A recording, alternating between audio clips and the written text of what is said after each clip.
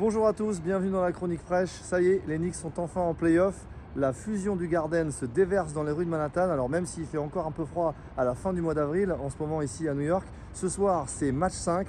Les Knicks sont à Cleveland et je suis allé dans le West Village pour aller voir un petit peu, demander aux fans ce qu'ils en pensent, pourquoi les Knicks sont aussi importants ici et qu'est-ce que ça représente pour eux. On y va. When it comes to the boom bap, nothing less or more, keeping it raw. Fuck rhymes, I write prescriptions. My opinion's a fact when I prove that. When it comes to the boom bap, nothing less or more, keeping it raw. Fuck rhymes, I write prescriptions. My opinion's a fact when I prove that.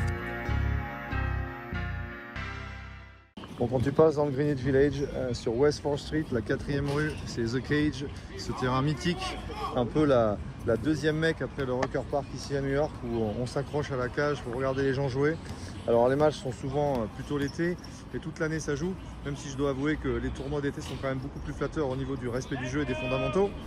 On rend pas compte, hein, ça fait 10 ans que les Knicks n'ont pas gagné une série de playoffs, mais je te garantis qu'ici toute la ville ne jure que par le basket, que ce soit le Rucker Park ou je te disais ici The Cage, c'est vraiment un endroit mythique que tout basketteur se doit de fouler.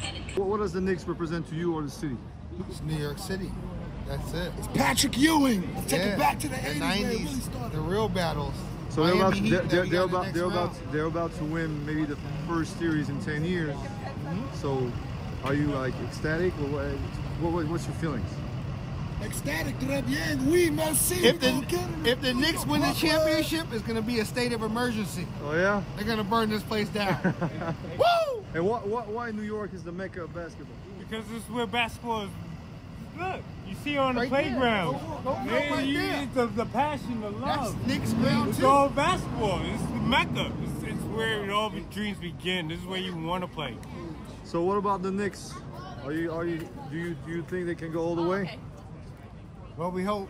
You know what I mean? New York was always hopeful, man. Yeah. The underground, The grit. the dogs, we here. Yeah. Always taking over NY all day, baby. You know what it is. And quick question to my French friend. Oui. What about Evan Fournier? What do you think he's not playing anymore? I don't know. He's collecting big money. That's why. He sit on the bench. He's That's what they getting do in that corporate. basketball. He needs to go to the Hey, Champs-Élysées. 20 million and I'm on the He bench? needs to- What yeah. am I mad for? Tell him, crazy I'll hard be in my Champs-Élysées. socks. Get yourself a salmon. Yeah. Smoke something nice. Get a glass of white wine. Sit Yeah. under the Louvre. Him and go Derrick to the Rose are Louvre getting $20 million and enjoy each. it because the Knicks gonna win this game. And we go to playoffs. Now, I hope we make it to the rest. Playoffs is for sure. Yeah, long live New York. I appreciate you guys. Thank you Always. very much. Thank you and go you. Knicks. Go Knicks. Go Knicks. Really struggled shooting, but then just two terrific performances at Madison Square Garden, including six. He has the hot hand. Left on 20 officials caught the double dribbles.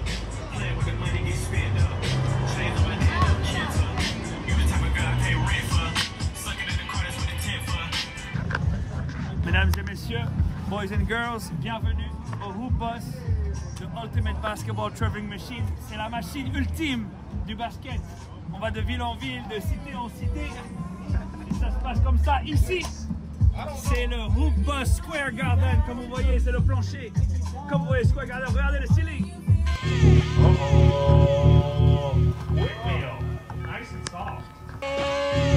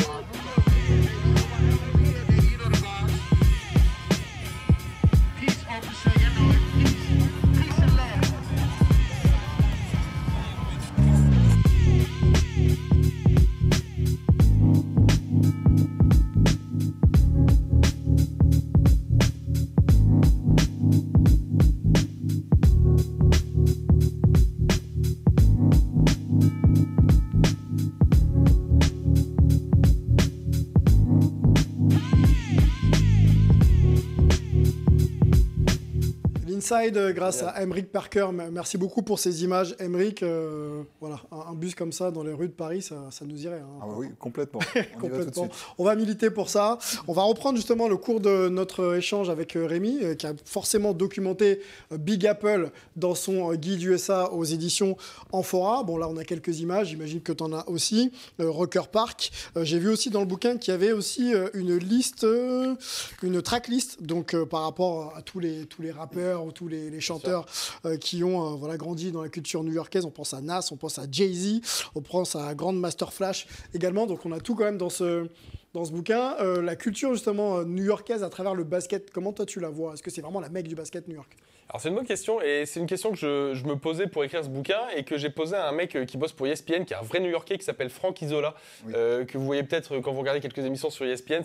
C'est le cliché du New-Yorkais, c'est le mec des Sopranos, c'est un Italien d'origine, tu sais, un brun gominé un petit peu, tout ça, il est marrant.